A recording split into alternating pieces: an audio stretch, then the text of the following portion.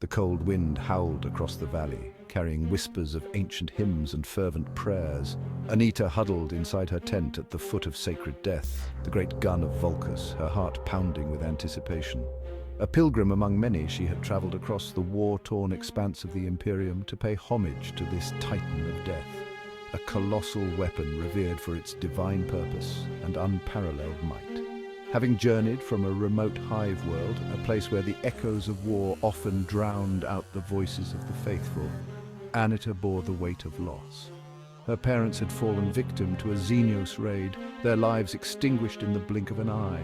In their memory, she sought to honor the Emperor by offering her prayers to sacred death, the guardian of humanity, the harbinger of vengeance. Here at the base of the great gun, she hoped to witness its might and feel the touch of the Emperor's grace. As the sun dipped below the horizon, the camp around her transformed.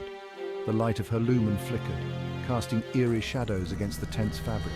A subtle vibration began in the ground beneath her, a tremor that rippled through the earth and sent a shiver up her spine. The sound of clattering metal echoed in the distance, growing louder as if some ancient beast was awakening from its slumber. Anita leaned forward, straining to listen. The hum of the gun resonated through the air, and she felt its very essence vibrating in her bones. Her hands tightened around the edges of her blanket as she glanced outside, drawn by a magnetic pull. The other pilgrims, once engaged in hushed conversations and solemn prayers, had fallen silent, their gazes fixed on the massive structure looming overhead. Suddenly, klaxons blared to life, their shrill wails cutting through the night like the cries of lost souls. Panic surged through the camp as everyone stood in stunned silence, gazing up at sacred death. The ground trembled more violently now, reverberating like a heartbeat, and the great gun began to swivel in its housing, aligning itself with the stars.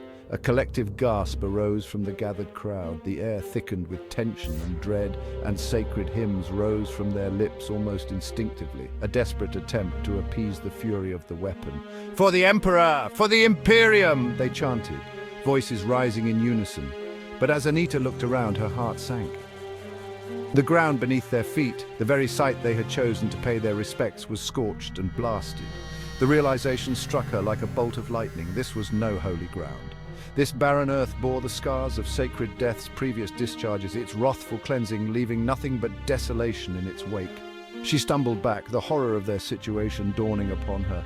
Before she could comprehend the full weight of her thoughts, the gun roared to life, a deafening bellow that drowned out all sound. Her vision blurred as a blinding light enveloped the camp, illuminating it with a radiant glow. Time seemed to stretch infinitely as she felt the heat wash over her, the last remnants of life flashing before her eyes, and then, in an instant, there was nothing. No pilgrims, no prayers, no sacred death, only silence in the void.